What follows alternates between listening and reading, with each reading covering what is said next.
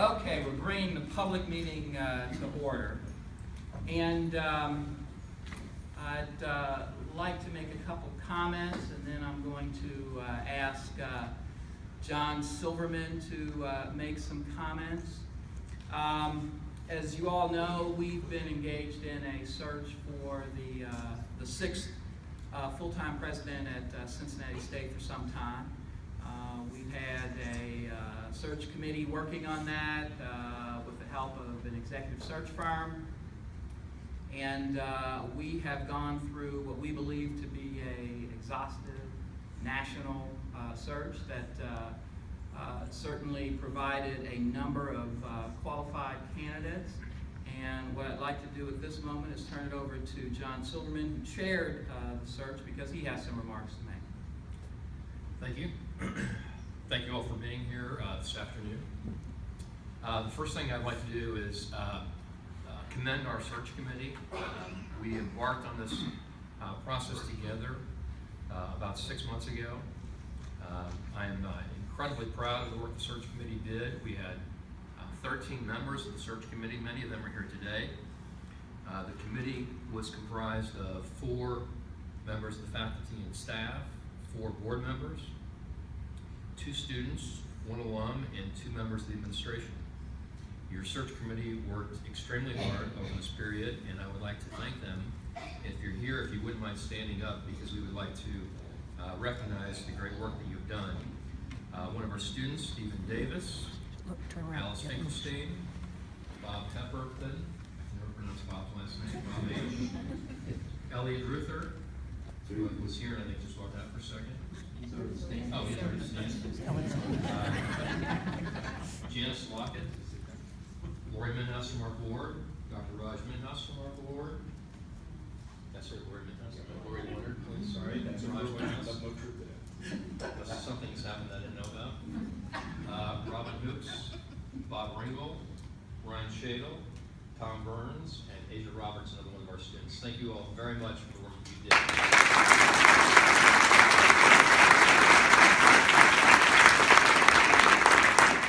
I want to say one more thing before Mr. Silverman continues, and that is that Lori Leonard wanted to be here, but she is out of town on business for the college and just could not get away, but she wanted to make sure that you knew that she sends her regards. So, Mr. Silverman, please continue. Thank you. I also want to thank some members of the staff here at Cincinnati State who were a great help. LaShawn Jackson, Nancy Stubbeman, and Janet Mitchell. Thank you all very much. And my assistant at the office, Hannah Powers, who spent a lot of time in this process as well. One of the other folks I'd like to thank is the firm of Greenwood & Asher. One of the very early tasks of the search committee was to find the right search consultant. We started with a very long list. We narrowed it down and we interviewed 2 firms and hired Jan Greenwood and Gary Dent. I'm assuming Gary's here someplace, I'm not sure where, but they did a phenomenal job for us. So the process of the search started in December 2015 in earnest. After a lot of working through some organizational things and ideas of what we wanted to see and what you all felt that we should see in our next president, Greenwood Asher conducted a nationwide market outreach and advertised for the position in March. They reached out to a total of 353 potential candidates, and 50 candidates applied. 50 candidates. It was a terrific reception from as far away as California. The interest in the position was very, very significant, which should make all of us at the college proud. Of our 50 applicants, 67% were either women or minorities. The candidates were presented to the search committee, and we narrowed the candidates down from 50 to 13 and then 10. Throughout the entire process, security measures were taken to make sure that everyone was held in strict confidence. All the candidates were held in confidence, so we had a very good professional search. On May 10th and May 11th, members of the search committee would tell you those were the 2 longest days in history because we interviewed all 10 candidates here in Cincinnati back to back for 2 straight days. At the end of that process, we narrowed it down to 6 candidates. Those candidates went through an extensive background and reference check, and And after those reference checks and the vetting to make sure that they would be good fits for our college, we narrowed the search down to 4 candidates. Those 4 candidates were brought back to Cincinnati on the morning of June 6th, which was last Wednesday, and we interviewed all 4 candidates again. At the end of that process, the search committee narrowed the search down to 2 candidates. Those 2 candidates had final interviews the afternoon of June 8th with our full board. As I mentioned earlier, the candidates came from as far away as California, and it's important to note that all 4 of our final candidates are either sitting or interim presidents of colleges. That speaks to the quality of the search and the quality of the candidates that we had interested in this position. As I mentioned, from the 4, we narrowed to 2. The board had a significant interview with both candidates, and the board made a very, very strong decision. We hope to make a strong decision today, I'd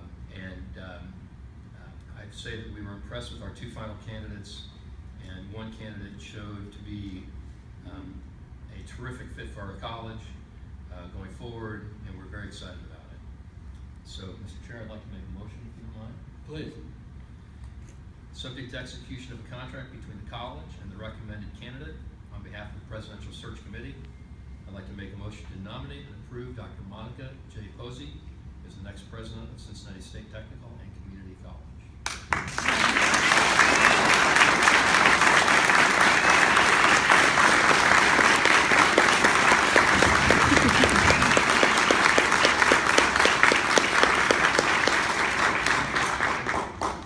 Roll call. We got a second right here. The most important vote I have ever made here, aye. Dr. Ellis? Aye. Dr. Minhas? Aye. Mr. Stryker? Aye. Mr. Riggle? Aye. Mr. Silverman? Aye. Mr. Vincent? Aye. Mr. Walton? Aye. Now.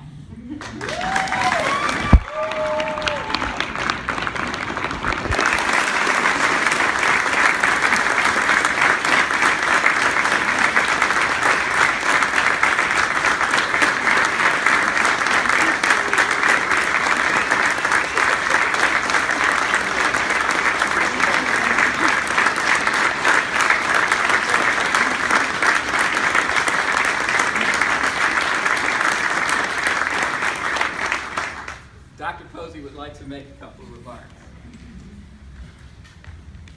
Thank you very much for the applause and the vote of confidence. So just officially, to the Cincinnati State Board of Trustees, I'm honored to serve as president of this great institution. And I'm committing myself today to make sure that I do the absolute best for our amazing, hardworking students, and also for you and the entire college and our community. We know our goal is to advance our institution to be #1 in terms of providing the best transfer options for students, technical education, co-op, other forms of experiential education, and also workforce training. I believe we can do this by Cincinnati State becoming recognized as truly the leader in the region's workforce conversations and initiatives. We are privileged to have so many outstanding institutions of higher ed in Greater Cincinnati. But we provide local business and organizations dedicated, trained, qualified employees in a way that's different. We meet a very special need. So on behalf of our entire team, we're committed to expand this work. I want to thank our board members. You have all, from day 1 of my interim presidency, you supported me.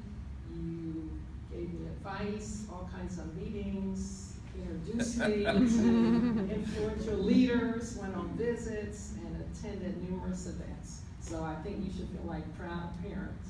I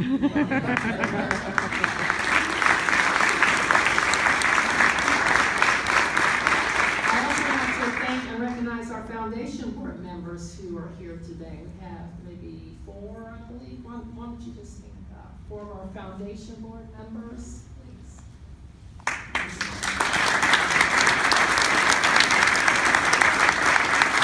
Thank them for their amazing work and the work with our our board to really help us grow the college and to move towards a celebration of our 50th anniversary, where we'll see new support that we've never had before from the community. So 5 presidents have gone before me. They happen to be all men, and now have a change here. The first was Cliff House, our first president. He's in his 90s now. He's very comfortable living in Florida, but he's cheering us on. And it was just about maybe 4 or 5 months ago that I spoke to him, and he assured me that he wants to support the college and the work that I'll be doing. We want to recognize Dr. Wright, who was key in reshaping our campus physically with the ATLC building and also with our new garage. And it's an honor to follow Dr. Odell Owens, who provided me with opportunities to do more things, and he helped develop me. And much of the great accomplishments and work today, he started, and I'm just so happy to continue that work. I thank the executive team, because when I started as interim president, I said, let's focus, let's understand, and let's collaborate. And everyone stepped up to that work. Interim Provost Hoops is not here, he is out of town, but I have to say that if he did not do such an outstanding job as interim provost, I probably would not be here today in this particular role. So thank him. To all the employees, full-time and part-time, faculty, staff, administrators, all departments and divisions, you're all important to me. The key work of teaching, inspiring, and helping our students will go on, and you are making a great difference. Whether you're at Middletown or in Evendale or Great Oaks location, Harrison, or on main campus, you're all important. And I want to continue to listen to you, to hear your ideas, and work together to solve our challenges. And I thank everyone. My most stressful day as interim president was probably May 3rd when I did the red stick. You guys were there, or you were sending me emails, and that was wonderful. So thank you. My husband Michael is here, and look, he's wearing a green tie.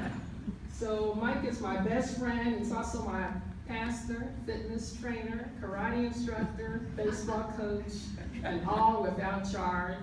We have been married 34 years, and he's just a blessing and a great supporter of Cincinnati State.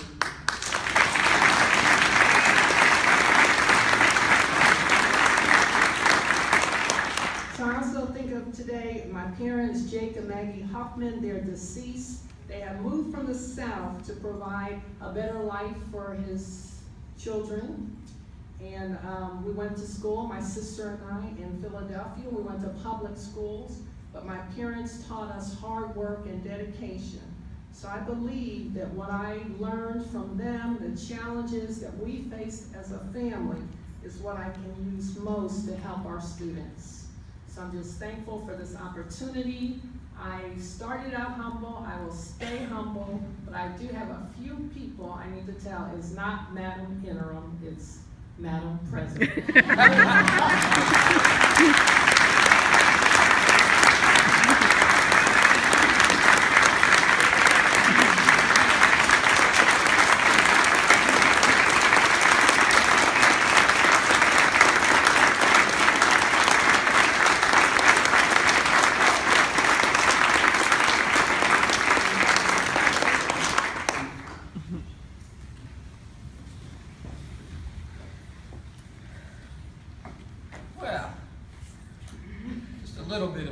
Today. I would like to publicly thank John Silverman and his team for going through such a tough, difficult process, but getting us where we needed to be. So thank you, John, for your leadership.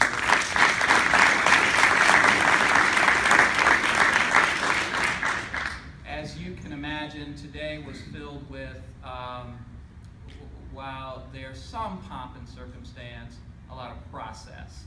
And so the pomp and circumstance that we really wanted to put on, we weren't able to put on until after we had an official public vote. And so